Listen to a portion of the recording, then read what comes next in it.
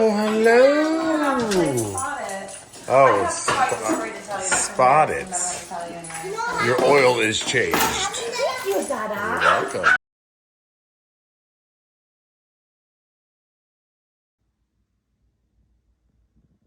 I don't know about you guys, but I am not much of a reader. But we do need to get this kind of figured out. And I've gone through it once or twice before, but I really want to nail it down, what goes where. Slept here last night. The oil or the fuel tank is back up. And drive shaft. I don't have the couplings that go around the U-joints on the drive shaft, so I got to figure out if he has those sitting somewhere in a box or in the trunk or where. And also the bolts that hold them in, so...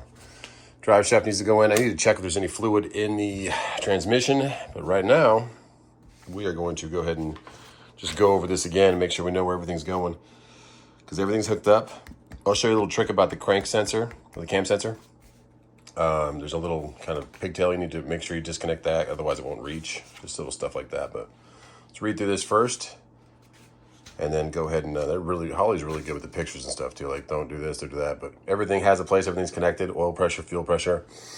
Our drive-by wire is connected, so we don't need our throttle position sensor. Stuff like that. And then our wideband, we don't have the bung in there yet for the O2.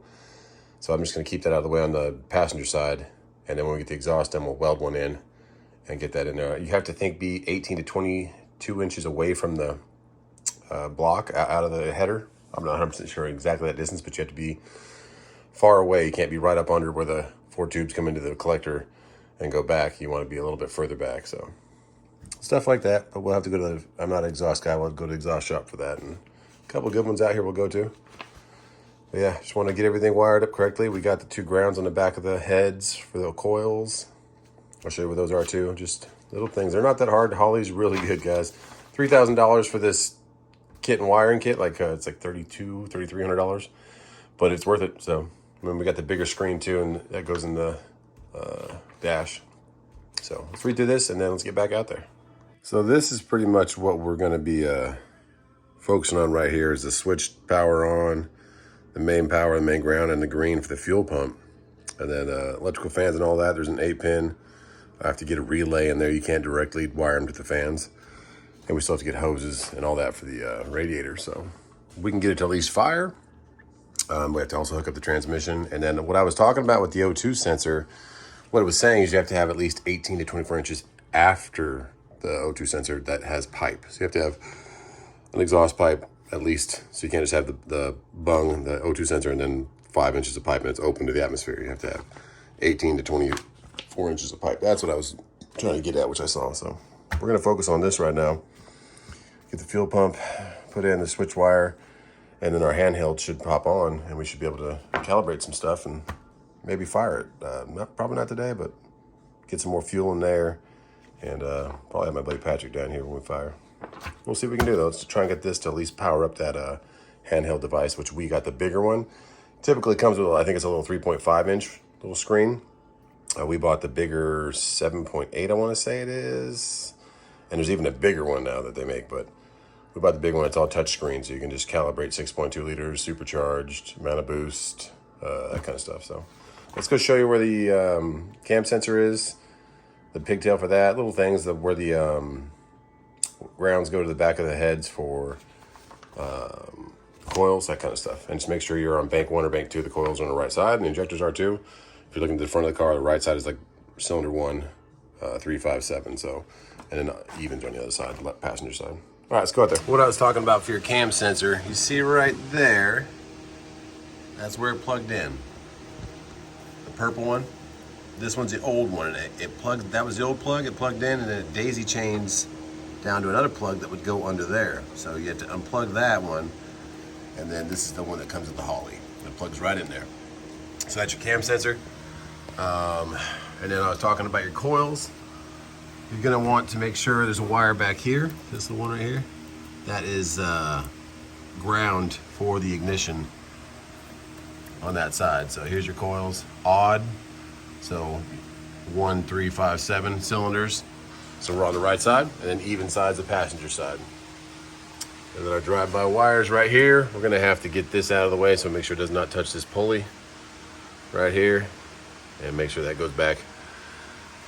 We have an earlier video, we talk about this kind of boost controller, this vacuum line. It had an electrical connection coming off right here that we took off, and then you have to reroute these vacuum lines. Watch that other video for that. Ignition coils are hooked up here. We have our O2 wideband out of the way right here. We'll wait till we get our exhaust. Our transmission's kind of sitting on the exhaust right now, so we have to get that out of the way. And those lines hooked up too, so we'll go underneath for that. Let's see, yeah, all the other stuff's looking good. Injectors are on there. So we have to we gotta get these out of here. And we gotta take the green one. It's gonna be our fuel pump. And then then the red one is gonna be our constant power or our switched power, but it can't have, it can't turn off when you crank the car. So when you turn the key to just hit the starter, it can't lose power, so. All right, let's get those going. Let's get the green one down to the fuel pump and find a power source that does not lose power when we crank it. So our green is tied into our fuel pump lead, going back to the pump. Our blue is for tachometer. We don't need it, so we just tied it off. We're gonna hold them all together at the end. And then our red had to go directly to, where'd it come from? Where is it at? Come on, red, where you at? There it is, back there. Oh, it comes out right here. So that red right there, the solid, has to go directly to the battery, which we did. And then this one has to go to switch on, ignition on, and it can't lose power when you crank the motor. So I checked that with a voltmeter, cranked the motor, and it kept power just fine, 12 volts. So, and then we have a little ground here. All right, so that's everything for this left side of the harness. This is the connector for the handheld right here, the CAD, or the CAN, CAN. That goes back inside of the handheld. Now we gotta go inside and finish up our drive-by-wire pedal, check everything over, and I have to put the plugs back on. And I'm just gonna see if the pump turns on with that. Now, I just learned the hard way that the crank sensor, there's your knock sensor for even. Crank sensor is above the starter, up in here. So, oh man, you can't really get to it. You might be able to fish it up in there. You can see the connector right back in there. But, yeah, you're not gonna be able to get to it. So I'm gonna pull the starter down just to get the crank sensor on. Oh, well, my bad. Should have wired that in before I started all this. But hey, it's the last sensor. And now with the starter out of the way, we can get this little guy on. Come on. Go in there. There you go. There you go. Snapped on. Crank. Okay. That's on. They say really make sure that these wires are not touching anything really hot. They are heat wrapped, but still. There we go. Let's put the starter back on. Yeah, get that done before you put your starter on. You can't reach it. Okay. A little bit of a test moment of truth here. If everything's right for the computer, it should power on with the key on. Oh my goodness. How awesome is that? Okay, now we have to get the screen connected and get that to power on. Now the last connections to make the handheld or the in-dash work, I have to give it ground, constant power, ground, and switched power. So those have to get connected now. I'm trying to see if this fuse box down here has anything worthwhile. If not, we might run right back in the engine bay. But we'll use the fuse box first, and then we should have power to the good old screen. We found a constant, a continuous, and a ground. These have to go back on the spark plugs. Got to put the plugs back on. And now we should have some power to the good old handheld or in-dash. And we have some more reading to do now. It's a 6.86, so yeah, 7-inch. But we have a little bit more reading to do now. Let's see if this thing fires up.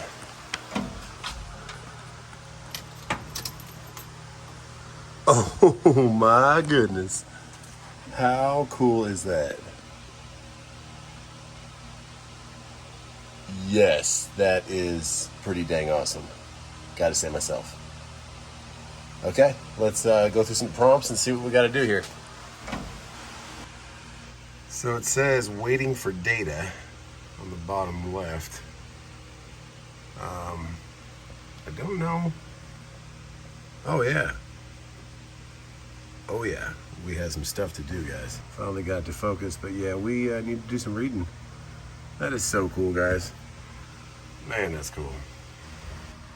So I am a little confused. You can scroll screens, different kind of stuff. Really cool screen.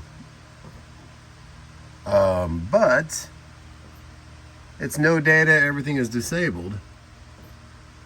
Go over. Come on. There you go. I haven't taken off the plastic protection yet, but really cool.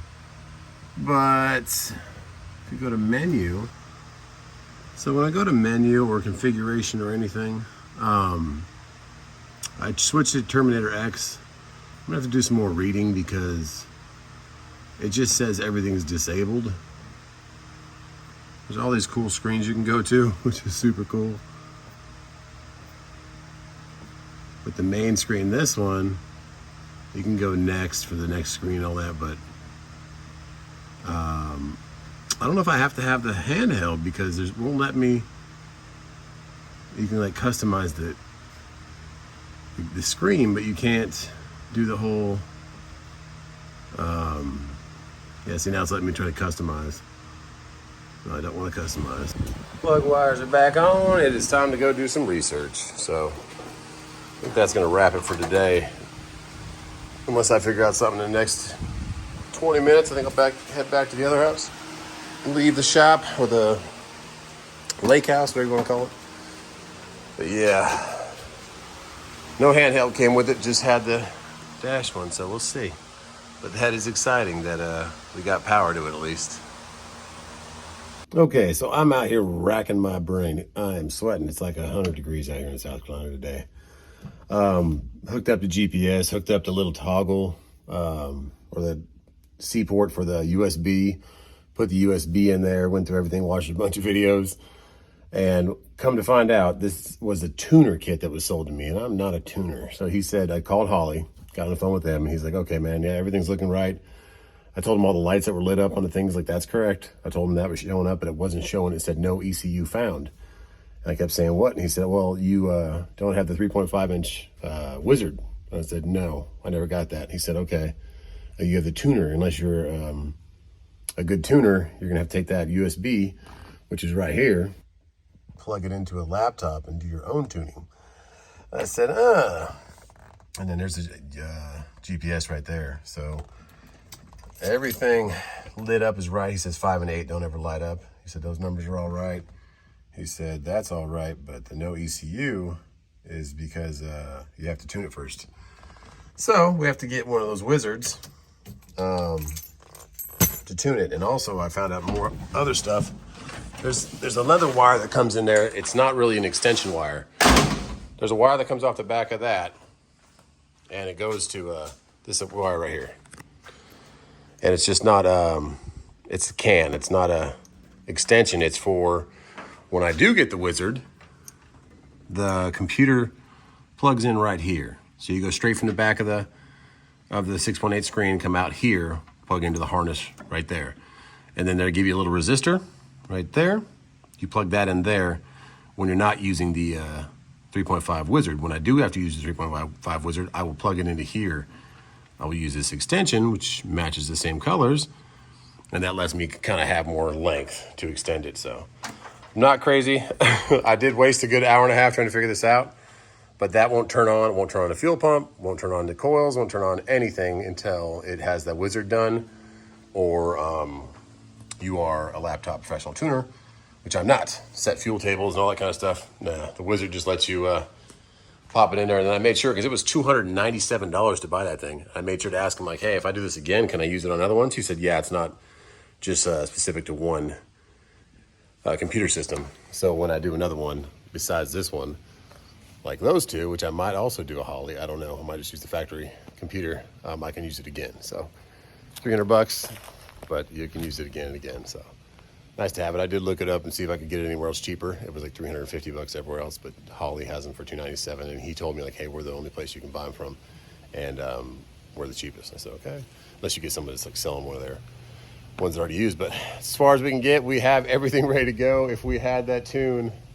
of the Wizard, we could fire today. So we'll wait for that to come in the mail. He shipped it out today, and then we'll get going after that. But it's a journey, guys. There's always something, right?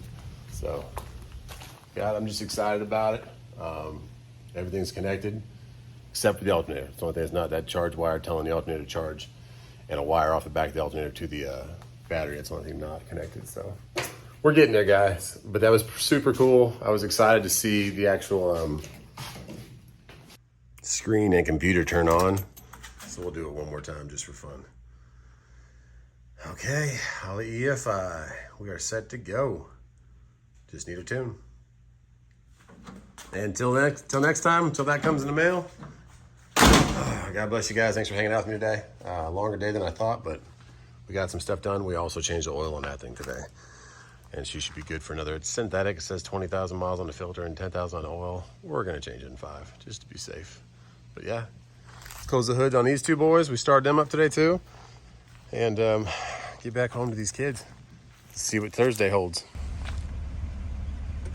Home sweet home, and that sun just peeked out. It was raining a bit on the way home. A couple big wrecks out there on good old 85. Oh, be careful. Watch what you're doing. Let's see what these kids are doing. Giving away some stuff that TWs probably should have pulled out of the rain, but it's okay. Cleaning out the garage. Keep it organized, you know? Hi. Oh, hello. Oh, spot it. Your oil is changed. Thank you, Dada. You're welcome. What happened?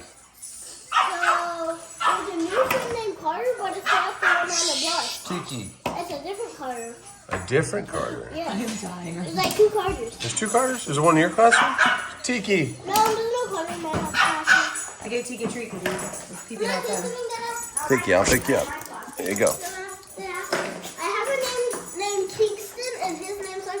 Like me. That's awesome. That's pretty cool. I can't wait to invite all your friends to your So there's 2 Carters, huh? Kingston is the best because it's 2 kids. I am so embarrassed. Why? Because I'm hanging out with Carter's mom tonight to try to get to know Carter, their friend, Ron Carter.